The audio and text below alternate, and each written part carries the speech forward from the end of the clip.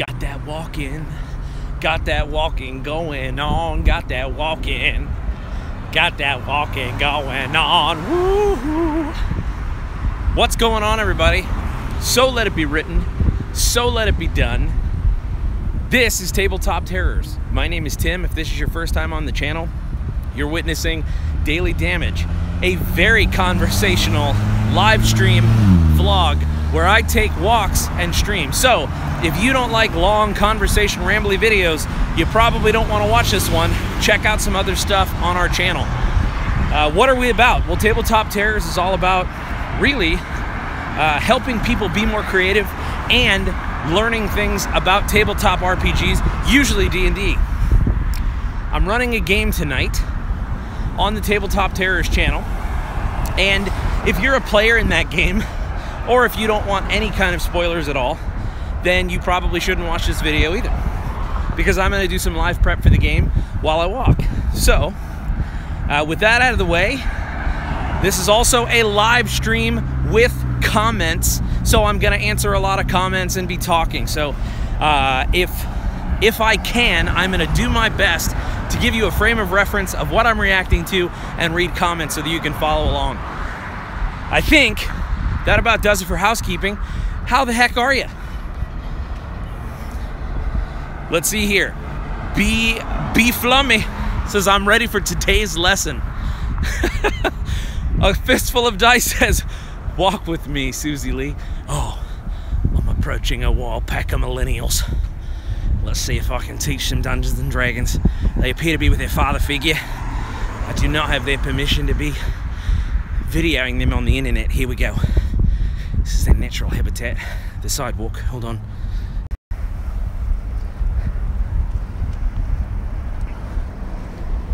Hey, how's it going? What's going on? Hey there, how's it going? Upon further inspection, they were not millennials. They looked like they had a little more mileage. We'll leave it at that kindly. Anyway, Fistful of Dice says, walk with me, Susie Lee. Forbidden Lore says, hey, hey. Louis Conroy says, yay, I'm on time for once.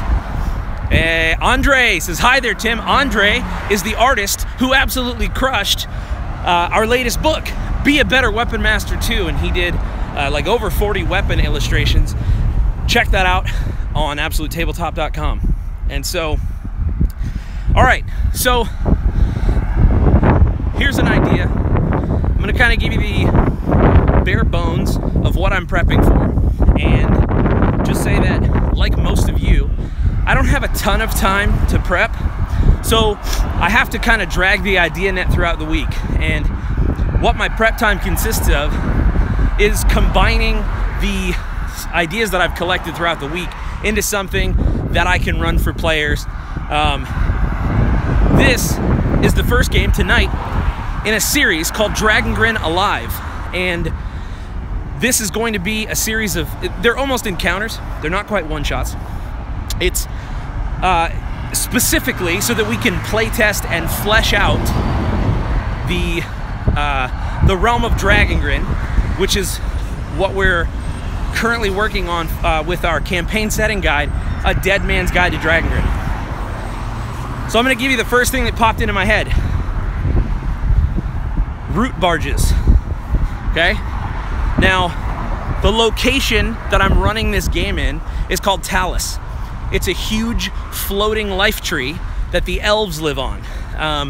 The boilerplate conflict is that the magic, the fey magic from this life tree is dwindling and it's dying. So it's like Elven Chicago. No. So the idea here is the players are going to be going to Talus. And the way I want to kind of do this, I want to start open the scene with them on root barges. These boats that essentially are made out of the floating wood from the life tree. And I want to take these players, and I'll probably start out describing them as they enter the dock, so to speak. So that's going to be my setup. I'll do a quick blurb, and then I'm going to throw it to the players to describe what they're feeling or doing as this boat approaches the dock. This is a trick that I learned from Matt Click. And what this does, this allows the players to immediately, describe themselves a little bit and show some character. And so that's my first thing. That's the thing that I'm like, okay, that's what I'm starting with. From there, I figured we could brainstorm and come up with some stuff and throw basically one challenge at the players, give them something cool and flavorful, and hopefully kill them. All right, I'm gonna go back up to the comments here. Whew. Dr. Professor Sir says, how are the walks working for you, Tim? They're walking excellently. I will say that after yesterday's walk, my right heel was pretty sore. I'm just out of shape, and so I was iffy as to whether I was gonna walk today or not, but it was feeling really good, and I thought it's not the kind of pain that I well, I put it this way.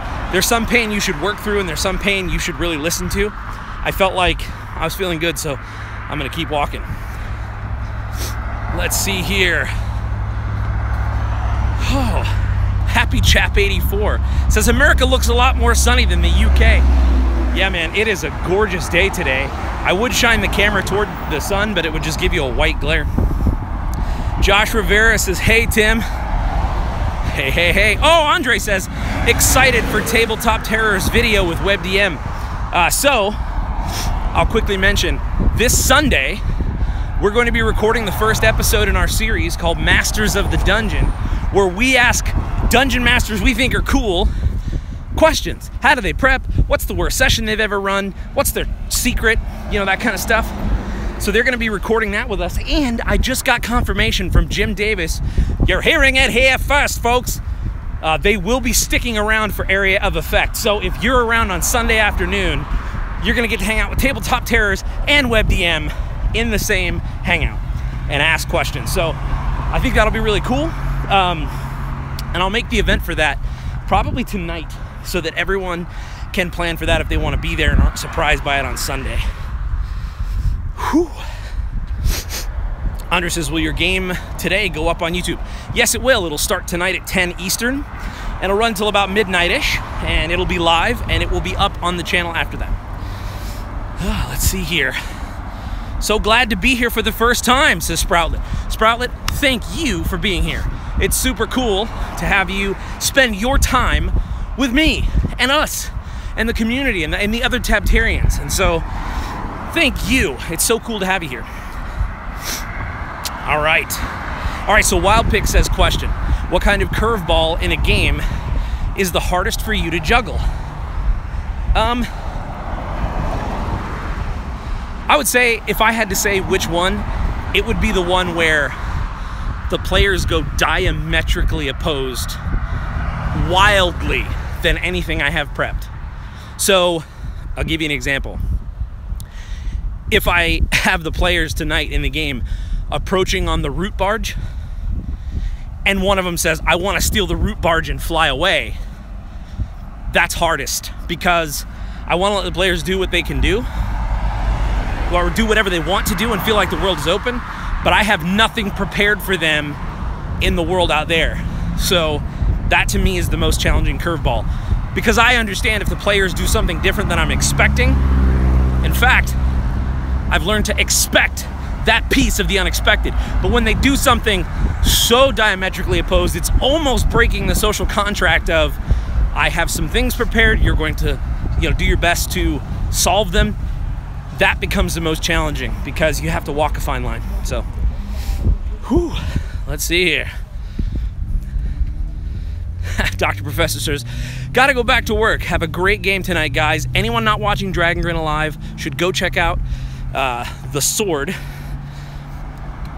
of the Dales with Carol Marquise and Lionel on the channel 2 Guys T and D&D, and I agree with that. So, let's talk about prep. If you have received your e-newsletter, your brand spanking shiny new e-newsletter with art from Alexander Kostic, then you received that yesterday. It's called Mend the First Break. It's from Tabletop Terrors, and what we're doing is just giving you some cool stuff to use as a player / adventurer or a dungeon master. I am gonna try to use both of those things in tonight's game, okay? And remember, spoilers abound here, so I'm gonna have the players on a mission from a rich benefactor that I have not yet decided to go and retrieve the body of a dwarven hero, okay? So what I'm gonna do is I'm gonna use that roll table in Mend the First Break, and I'm gonna bring that hero back to life, and I'm gonna decide how this hero comes back to life using this roll table. Is he a vampire? Is he in cursed armor? I'm gonna roll for it.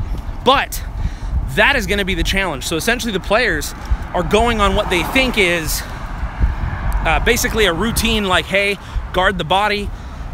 He's in expensive armor. We don't want anything to happen to the body. It's defaced already, and we don't want anything worse to happen to it.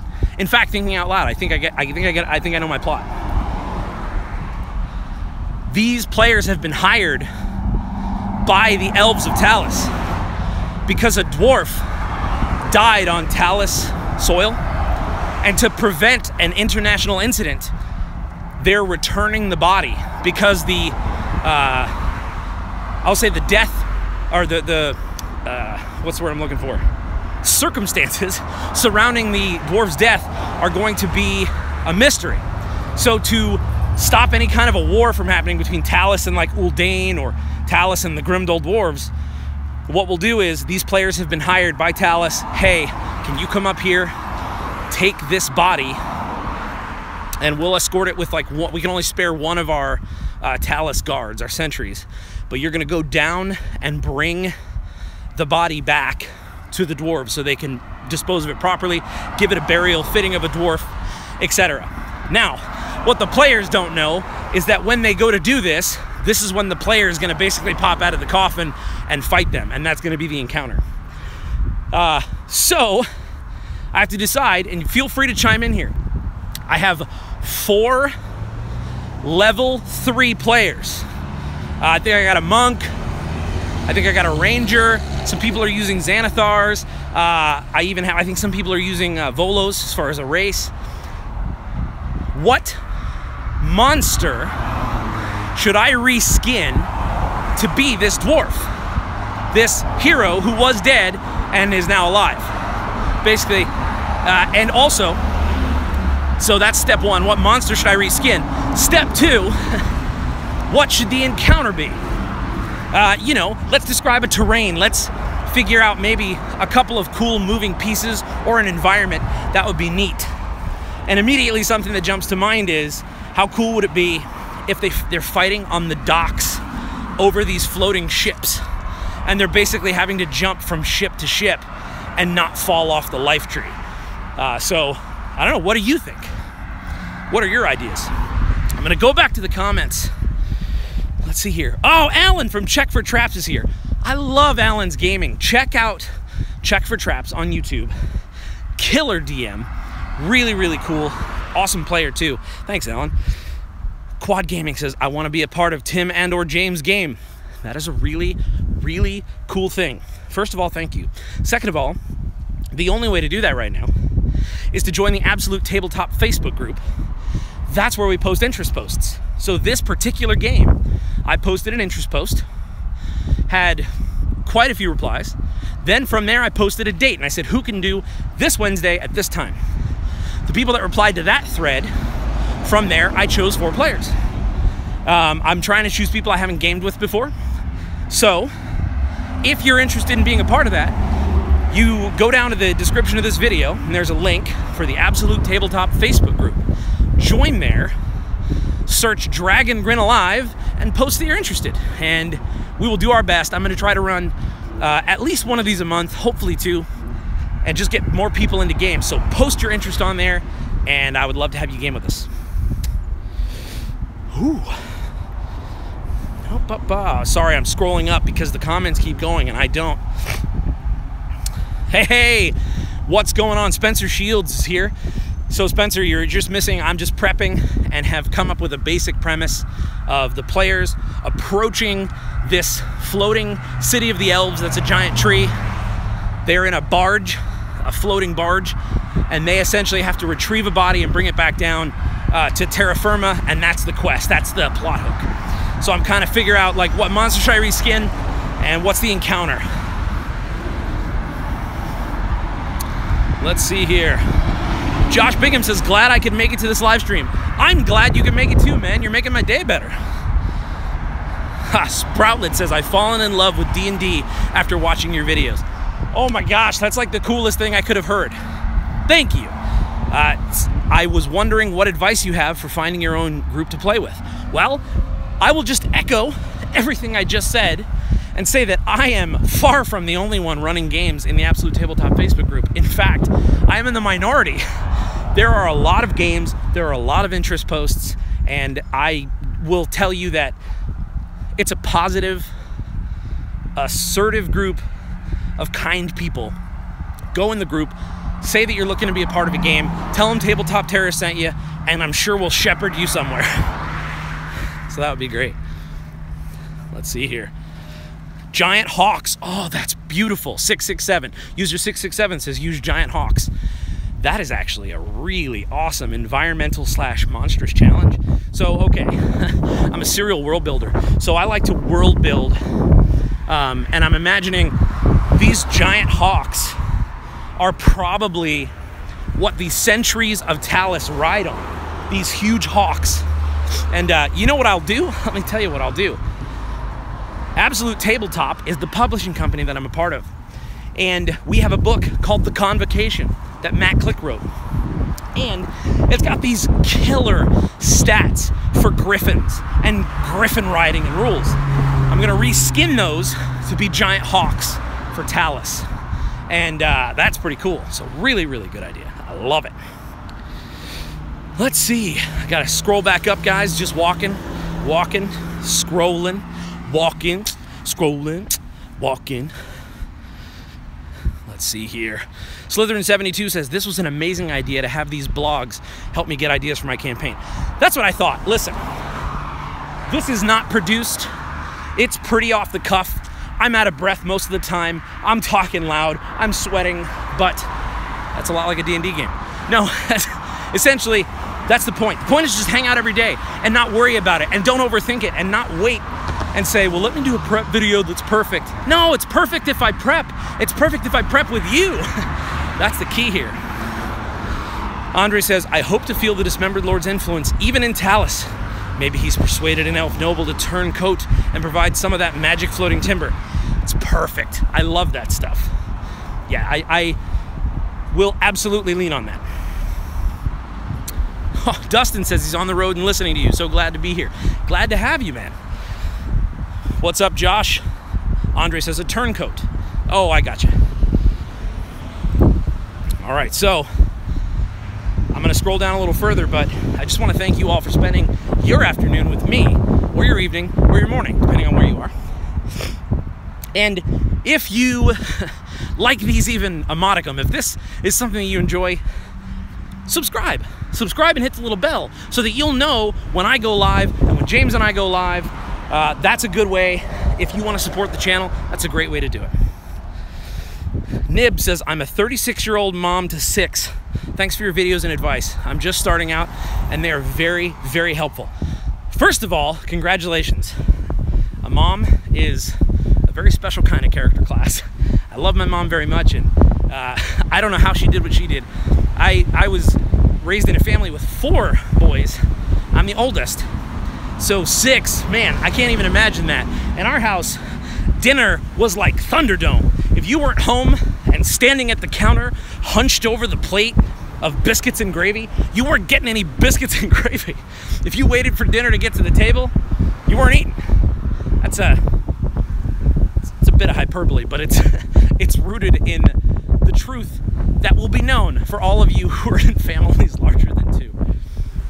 Tabletop Gaming with Juice, what's going on? He says, I have elves of Assel Thalus in my game world. Well, that's killer. That's really cool. So that, you know, it brings up the point that don't just have one type of elf. Don't just say, oh, Talus. There should be multiple kinds of elves living in this life tree, multiple clans, multiple colonies, maybe even the Asalthalis. Wild Pick says, slow your pace if you need to. Better to walk a little slower each day than to walk full pace and need days to recover. I agree with that, and I'm actually walking slower today. I don't know if you can tell, but I have slowed down the pace. I'm also making sure that I stay on the sidewalk, because yesterday I was kind of walking in the grass a few times, and it's just uneven, and I'm suspicious that I kind of just hit it or twisted it a little bit. Jose Soto's here. What's going on, man? Okay, so we got some good stuff from Tabletop Gaming with Juice. Step 1, reskin a bugbear into the dwarf and make sure he has reach weapons. Love it. Done. Step 2, encounters that require lots of dex and acrobatic checks due to rough waters. Love it, except it's going to be rough wind, rough air. And I legitimately love the idea that because this is more of a kind of a bite-sized encounterist one-shot, I will totally kill these players. Now, I'm not going to be unfair about it, but if a player falls to their death, that's Dragon Grim, baby. So to me, I think that'll be great. I will make sure that it's not like one roll and you're dead, but I will make sure that the mortality of being that high in the air is known. Whew, let's see here. Andre says, oh no, I missed the prompt. What monster for what? I'm going to reskin a hero. It's basically a corpse that the players are going to retrieve. What monster should I make it? Gabriel Taylor Riley says, I'm new to D&D, and I want to thank you so much for helping me to get into it. I couldn't have started without your channel. Man, thank you so much. That means a ton, and we have a ton of videos that are coming out soon. We have been slowly rolling out all the projects that we've been working on. I think that the web comics are going to start this Friday. Alan says, thanks, Tim. I need the infusion of Dragon Grin goodness. Looking forward to watching the game tonight. Awesome, man. I'll see you there. All right, Spencer says, you could reskin one of the more eldritch and bizarre creatures and say that maybe the hero made a dark pact with something that allowed him, basically now he's basically make a dark pact with something. I think that's a great idea.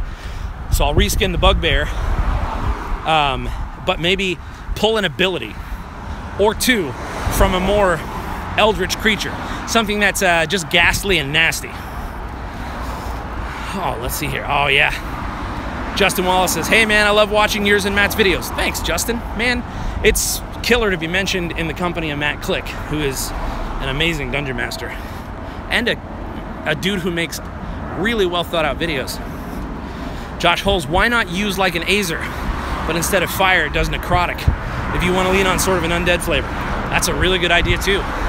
And really just play up this mysterious energy. Like, not really tell the players what it is, but just go for it and start hitting them with this damage. That's actually a really cool idea.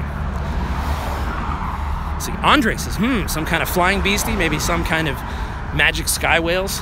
Yeah, and maybe have like this huge, for flavor, have this huge sky whale like just kind of floating by in the background as these hawks are just guarding the life tree. Let's see here. Justin Wallace says, I have caught up to all the provokers and I've never played a game, but I'm working on it. Keep up the good videos. Well, Justin, jump into the Absolute Tabletop Facebook group and maybe find a beginner-friendly game and post that you're a beginner. There are a lot of games out there that are beginner-friendly because they're just about telling a story and having a good time. And if you're down for that, most people will have you in their game. Juice says, live chats are great for communicating with your audience. And you guys, you're more than an audience. You're Tabtarians, you're family, right? We mend the first break. And Juice, you're spot on. Heavenly Hit Points. I've only found 2 players to play D&D with, but they don't like playing with each other. Man, isn't that how the cards fall? Yeah, again, I would recommend trying to play online and finding, it's a larger pool. If you had to geographically select, you know, what you were purchasing from Amazon, it'd be a much smaller pool. When you go to Amazon.com, you choose from literally thousands more things. It's the same thing. So let's see here. Dustin Bowden says, have the life tree moving. The roots separate and drift together and clash together, possibly crushing a player. Done. Absolutely done. And let me be clear, what my prep is going to be tonight is listening to this video as I drive home and just kind of going, okay, yep, okay, yep. And that's one of the other benefits of doing this live is I'm basically babbling out, and you're helping me, a 45-minute notepad, which is killer. Josh Brigham says, I haven't heard anything about this webcomic. Could you give us a quick rundown? Sure, I'll give you a very quick rundown. The webcomic is starring a caricaturized version of Absolute Tabletop, which is me, my brother James here at Tabletop Terrors, Matt Click from A Fistful of Dice, and Barker from Be a Better Game Master. And it is called Roll to Stabilize, and it is just going to be a funny, episodic webcomic that is just us goofing off, you know? Now, the schedule is going to be monthly, right? So the scripts for 8 of them are done. The art for 2 of them are done. That's the pace we can keep right now. And we don't want to miss deadlines. So it's easier for us to just say 1 a month and then just stay ahead. So right now, we're 2 ahead. Let's see here. How's it going? How's it going? I found the Fable Millennials. Hey, how's it going?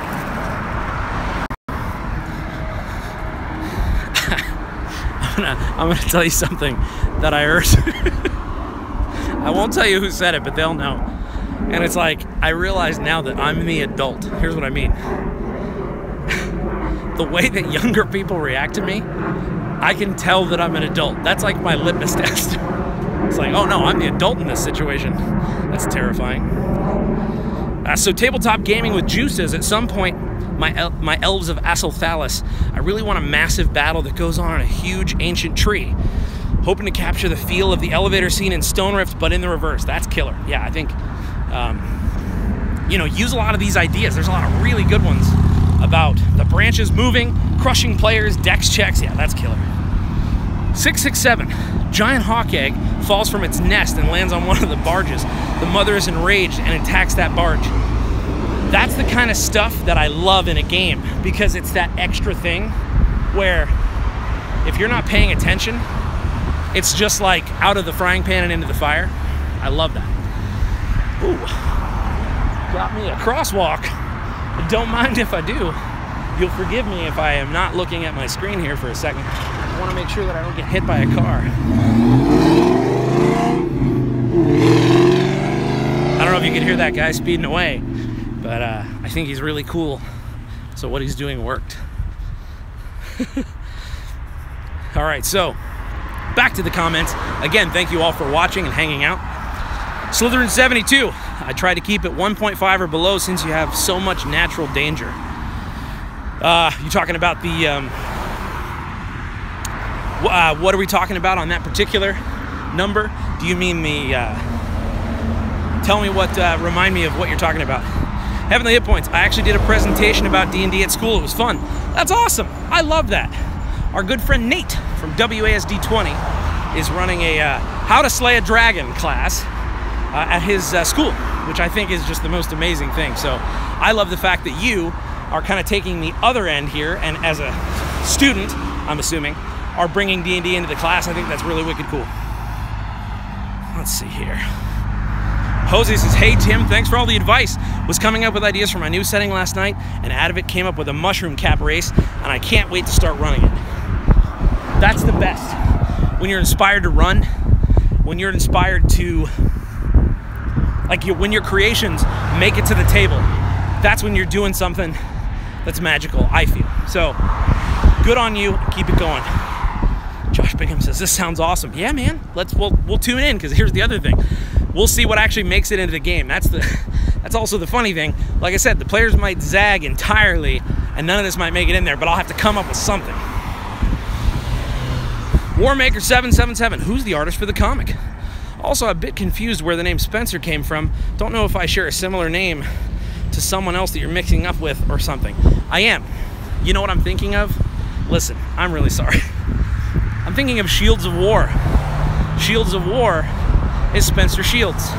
And that's my bad, I had a wire cross there. So I apologize, Warmaker 777, which is even worse. Let me tell you how much of a turd I am. That's a reference, well, maybe it's not, and then I'm even putting my foot in my mouth further. That's a reference to something in the world of Dragnerin. And so, I'm sorry, Warmaker 777. Thank you. The artist for the webcomic is Alexander Kostic, the same artist you've seen featured in Men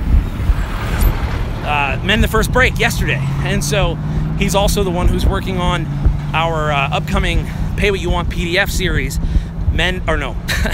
Prep Deconstructed. Let's see here. Hey, what is the best place to buy DM screens and a board to play with, by the way? So, there are two minds of thought here. The, two lines of thought, not minds of thought. I have two brains. One is a shriveled raisin. Oh gosh, my body needs oxygen. The thought is, you want to possibly support your friendly local gaming store. That's also called an FLGS. And what that is that's the brick and mortar store that's near to you that sells this kind of stuff. By supporting your local stores, it keeps families in business. It keeps local business owners, small business owners, able to keep the lights on and provide a cool place where people can buy this kind of stuff and also game. However, some FLGSs aren't worth supporting. They're run by people who don't care. And now this is the minority for sure, but I would give them a try first, okay? Now, at the end of the day, you might save some money getting this stuff on Amazon. But that's something that you need to decide. What's, you know, what you want to do. There's nothing wrong with getting a deal and buying that stuff on Amazon. You can usually get it shipped with Prime for free and get a really good rate. You can also get pre-owned stuff on Amazon. So my personal recommendation is try to find a local gaming store if you can, an FLGS. If that doesn't work, or if you don't like it, or if you don't want to do that, I would definitely go Amazon all the way. Let's see here. Juice says, when my son gets back to sleeping at night on his own, I'll take up running a game for newer players.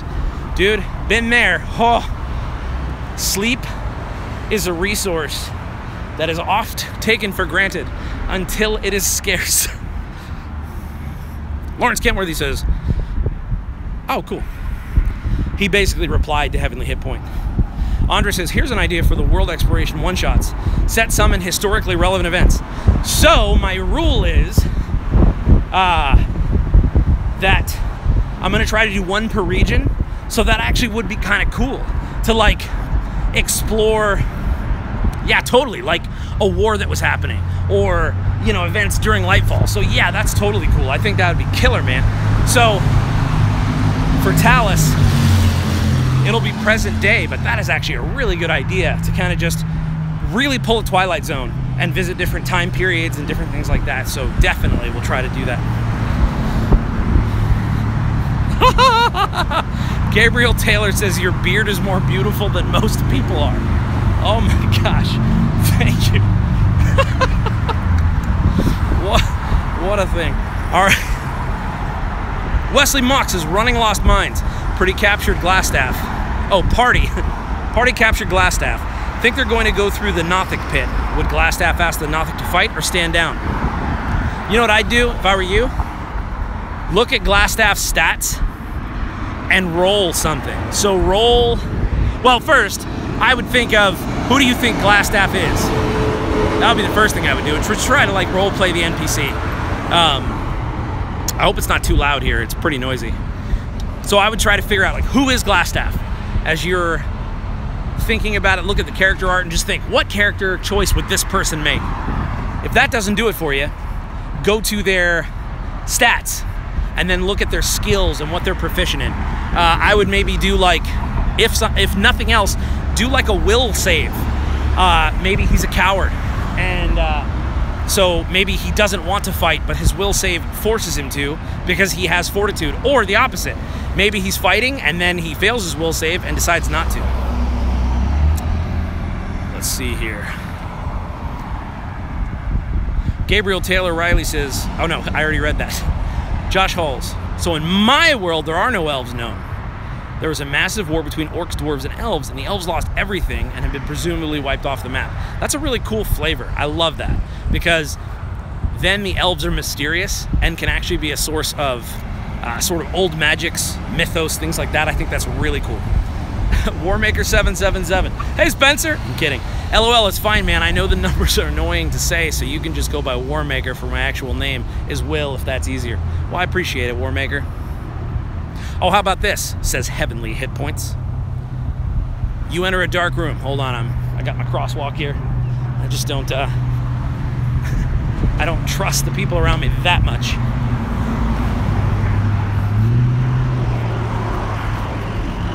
All right, here we go. You enter a dark room. All of a sudden the lights turn on and an army of garden gnomes appear. They all scream and jump with their teeth and claws. Now that would be a heck of a combat to run. And the garden gnomes attack as a swarm. It's basically one creature with multiple hit points. Juice says, oh man, I agree about the LGS not being worth supporting. Lucky for me, both of my closest are extremely good, great employees, and very personable. Yeah, and it's a choice that's going to differ from person to person. Yeah, that's just something you need to think about. Andre, the breaking of Talus. Yeah, man, the sundering of the life tree. That would be a super cool historical event to be there for. And yeah, I'm already imagining the anime scene where all the, you know, the debris is floating. That's killer. Heavenly Hit Points says, all my video game and board game and hobby stores are constantly getting taken down or replaced with clothing stores. So many clothing stores. Yeah, it's not easy to maintain a friendly local gaming store because of things like Amazon, which I'm all about. Anyway, I think this is going to about wrap it up. Thanks for helping me prep. If I didn't get to your comments, or if you have any ideas, post them in the comments below. And I'll try to get to them by tonight. If you're around, join us tonight on the channel at 10 p.m. Eastern Time. And we're going to be playing a game. We're going to be playing this game. And so, oh, please, please, please, please, please, please, if you are going to come and watch the game, I ask that you keep spoilers out of the chat. Anyway, guys, let's do a Taptarian toast. May you mend the first break. May you kill the first snake.